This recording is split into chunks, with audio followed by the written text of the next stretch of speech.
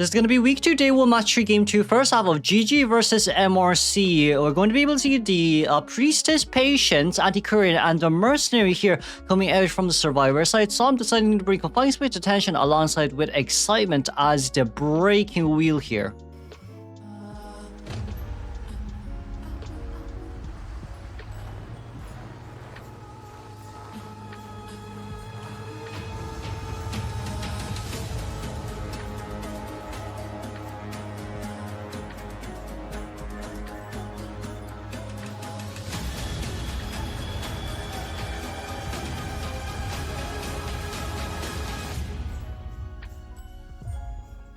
Okay then, Cyan, we're gonna run Paloon here against this type of team cup, against a Priestess and an Anti-Query, though this is kind of hard.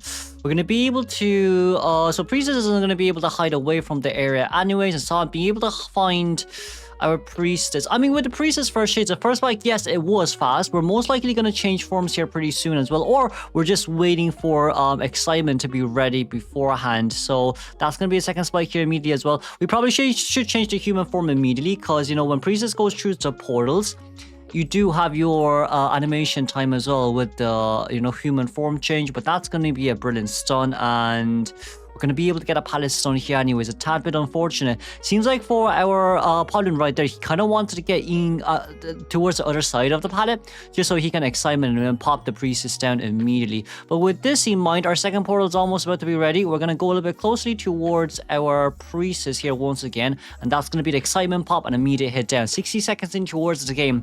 Against Priestess first chase here as well, though the first 2 spikes did register pretty fast as well. But of course, with that in mind, I wanted order here on towards the Patient. Patient will most likely be forced into the rescue. It's okay if it's a no damage rescue, because, you know, as long as we get the rescue, that's really all what matters. Patient here being able to vault towards the other side. We're going to be able to get a second chip there anyways with the Patient. That's going to be a double down situation. Right now, it's actually okay because wanted order, not wanted order. Nostalgic is still on Priestess. So in this case scenario, we just chair the Patient and then go after Priestess afterwards. That's going to be the long portal here coming out from Priestess' side. But it seems like Priestess is going to be able to get towards the other side. She is going to be able to get towards the other side right now, so Priestess should be able to be full healed. And for our breaking wheel right now, what matters the most is, do we want to go after Priestess? No, we won't. It's going to be back towards the Patient here with 3 elbow pads left on his hands, because Priestess is around the long window area of Graveyard and kind of don't want to deal with that. Okay, then we're still a tiny bit further away from max presence, it does seem. We're going to be able to get the first spike there, but we still need to land the second spike in order for us to get a snap down. So I'm here with 175 heart rate per minute. It's kind of, how do I say, it's kind of normal here for Sam as well. Well, it's not normal for a normal human, but like for Siam, he's been averaging 180 quite a lot recently too. But with that hook away, we're going to be able to get out of snap range. We do have our next hook in 4 seconds, but I don't think we're going to be able to land that trap there, which is a tiny bit unfortunate. You could potentially snap here with Pessimistic, and that's going to be the immediate down. Okay then, with the Patient going down here, we are able to down at around a good area of Graveyard just for the rebound containment, as Mercenary did get a no damage rescue. But of course, that no damage rescue doesn't really matter that much against a breaking wheel. There's going to be last 2 Cipher machines remaining here. Anti-Current upstairs now with a 50% Cipher machine. But it seems like Mercy might actually be able to make it in for a no damage rescue here once again. That's going to be the first spike. We want to look for a way to go in. That's going to be max presence and double down on towards the Mercenary here. Patient being able to hook in right there as well, because we don't want to waste time walking. But for Solomon right now, what's basically matters the most is we want to get that window out of the way. But it doesn't really matter still, because it is a Patient with hook. And the moment that the Patient has his hook ready, he can get it and get towards the tram immediately. For Hwatsa right now, he is going to have to utilize the hook here immediately. Can we get the snap down? It seems like we won't be able to get the snap down here. 62 seconds remaining on the clock. Anti-Current is nearby as well. And we just want to stand a little bit further away from the area. Last Cipher machine, 70% on towards the Priestess. Patient currently still on the tram right now. We're going to be able to get towards the other side, but we don't have flywheel. And it's going to be a beautiful snap down here. The tram is still gonna take the Cipher machine is still gonna take a while before it pops. And of course, Nanako coming in to harass. We do have excitement here, so it doesn't really matter. Excitement here popping open immediately. Nanako, that's one flute stacks out gone. And of course, with that in mind, Priestess had wanted order. We do know where Priestess is. Priestess is on the other side of the map right now, but there's no chance in chasing after the anti-current here anymore. Because Disarms is going to hurt you here quite a bit. We're going to be able to change straight towards human form. That's going to be the changeover, but it seems like we got rid of the portals here instead. Mercenary on towards the other exit gate right now. Meanwhile, anti-current's trying to body block here for as long as possible, but that doesn't matter. Priestess just has to be the one that rotates away first, but Priestess having two portals on her hands. It seems like we're going to go for the great escape right here. 3-man escape, 3-man endgame. Priestess with that portal. There's nothing a Padoon can do in this situation. That's going to be a double spike situation, and all what it takes is for us to disarm for 8 seconds, and let's congratulate the 3-man escape here from the survivors moving. It's going to be second half of MRC versus GG. We're going to be able to see Wax Artist here with Insolence, Detention, Onsite, Warp, and of course Survivor team comp wise, it's going to be Anti-Current, Barmaid, Wildling, and of course the Seer. Seer does get pretty much hard counter by the Wax Artist. 3 second, it's a 3-second stun duration, right? Alongside with a 2.5 seconds attack recovery speed. So like with the Seer here on mind, you're gonna have to put a pallet down and then give the Owl if you want to actually fully utilize the Owl.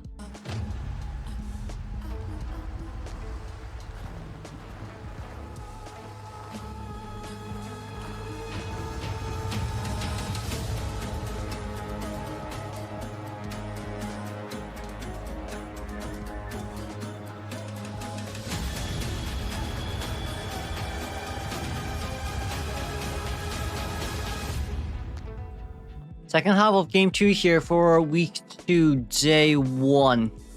We're going to be able to see Survivor's team comp here with a Seer, Barmaid, Wildling, and the Antiquarian. If Barmaid really is first chase, it really just depends on how fast we can get the first hit registered. Because like even with Warp here to be able to catch up fast as well, it doesn't really matter on that side of because there's a Seer here still on the team. With that in mind, there's going to be Instance Detention with Wanted Order, Panic, what's that again? Quenching Effect and Hunter's Instincts here.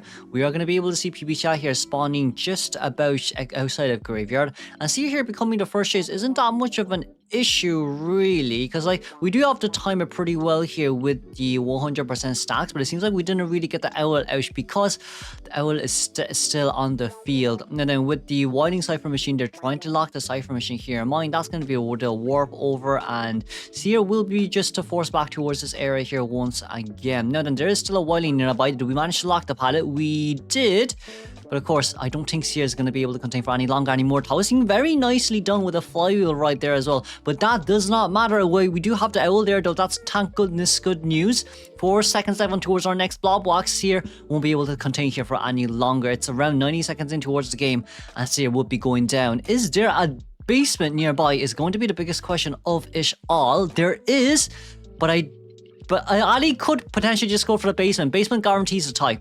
Basement 100% guarantees a tie right here. There's a chance for, double down situation in basement as well. But at least basement here guaranteed to seize the tie. So that's kind of all what we need.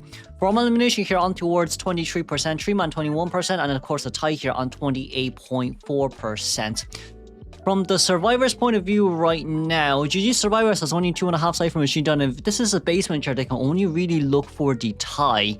You can't really rescue against a Wax Artist in basement, especially when he has Instance as well. The balance situation is going to be huge here. All you need to do is to land 70%, 75% Wax, and for you to hit the Wildling, and then like you can get a double down situation in basement here too. So we are going to be going for the cell here instead, and Ali here just waiting for his warp to be ready before he can actually go out again to look for his next survivors. You do see Barmaid outside as well, but if the warp is currently being used just to catch up towards the Barmaid, that might not be the best case scenario.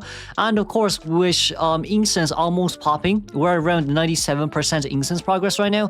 But the Wilding here seems like it is going to pop anyways after that one, and it's going to be the warp straight towards Barmaid right there. Barmaid rotating away fast as well, but it doesn't really matter anymore. There's going to be double tile pallets down in this area, but you know what it takes? It takes one blob wax for it all to go away. Okay, then that's Barmaid stuck on towards that side of the map right now. We do have a doubling speed boost here to utilize, but that doesn't matter. Ali just wants that double combo here on the hot wax and the normal wax. That's gonna be... Oh, we didn't get the hot wax on. Okay, we didn't get the hot wax. Okay. But even with barmaid here, right, we're gonna try dodge as much as possible, but all in all, it seems like we are still gonna be able to get the 100% hot wax down. Thankfully here, it's around 4.5 Cipher machine progress. And we do still have a detention here for Endgame, but it seems like Anti-Current would be the one that wants to come into... No, Anti-Current is going to go decode the middle. But if you decode the middle, that middle Cipher machine is going to get locked forever. So that might be a bit of an issue here as well. Wax artists can definitely lock Cipher machines in this area, especially when Anti-Current is just decoding nearby as well. Yes, we might have... what do we have? We might have detention, but it's a bit slow here. Okay, never mind, it registered. Okay, it will never register if you're playing NAEU. That's considered slow, by the way. That is considered really slow, by the way. But with Anti-Current being able to make it in towards the rescue right now, we are not going to be changing chairs anytime soon. That's going to be the vault over through the pallet right now. Anti-Current trying to body block as long as we can. We don't have hot wax here remaining, so all what we can do here is either look after Anti or look after Barmaid. Barmaid being able to get her second doubling up right now. 3 seconds left on the clock here for this arm to be over. And we're going to go back to look for the wildling. This is genuinely the best case scenario here, especially for the survivor side. You're going to be able to see Barmaid here rotating straight towards Shrine, but of course, Kutal being able to get on towards Boar here, and of course, using up the selfie just on time as well. Right now, what really matters is, are we going to open Hot Wax here or not to get the wildling down, or will we just double hit the wildling instead, since there is no attack animation against a wildling spore? We're going to be able to lock the Cipher machine here as well. We're basically decoding 3 Cipher machines right now. Wildling at Espadish, Anti-Current at middle, and the Barmaid here at Shrine corner house. Still trying to play as much mind games here as possible, but survivors are also being very wary of warp. The Tramp Senpai here coming nearby as well. It seems like Barmaid is just standing next to the Cipher machine here too, waiting to see what actually would happen. But Barmaid is... second chair though. Barmaid was rescued before half. So right now, what really does matter is how can we actually contain this? That might be the only issue right now. That's going to be a pallet drop down there from the Barmaid. Cipher machines has not just been started just yet, but at least that's another pallet here wasted for corner house. Trying to play as much mind games here as possible, but Barmaid already rotated away from the area. And it seems like we might just be able to get enough Cipher machine down here with a wildling on S pallet. We're trying to rotate towards wildling. We're trying to get the warp on towards wildling. Wildling currently being nearby, getting on board here. But even if you get on board, I guess the good news is you're at a pretty much of a good area to dodge the waxes, because Ali is basically wasting 350 wax to nothing. Well, you managed to land around 4 on the wildling, but you are really wasting quite a bit. Kuta trying to rotate away from this area as much as possible, because the boar is going to go down here as well. We're going to utilize the remainder of our speed boost, and that's going to be the wildling's boar down. Well, you only have 20 seconds on boar, and you do see PB shot upstairs here as well. You don't have warp here remaining anymore. Barmaid having at around, if I'm not wrong, I think it is 5% per doubling, isn't it? Decoding debuff. So Barmaid should have around 10% decoding debuff right now. But with accelerated decoding, it definitely should be able to be primed on time. We're going to be able to see PB Shao right now coming in for the rescue. It's going to be Anti-Current here as well, landing the 77% wax. That's going to be a terror shock down, but the Cipher machine is not primed just yet. We're not going to be able to get a rescue, but we did manage to get the 4-second disarm right there as well, which is very nicely done. But Anti-Current would be going down here immediately with the hot wax. And we're going to be looking for a wildling. The other exit gate is currently being open right now, but it seems like we want to share the Anti-Current instead. Wildling can definitely just make it towards the other gate right now. We don't have a warp ready just yet. 70% Cipher machine decoding in progress right now. Warp isn't ready. Ali trying to gain more here, but a tie is really all what he needs. And it seems like the survivors are going to be able to get out. Let's congratulate MRC Ali here for the tie game. And for MRC to win against GG for game 2. Let's move on towards game 3.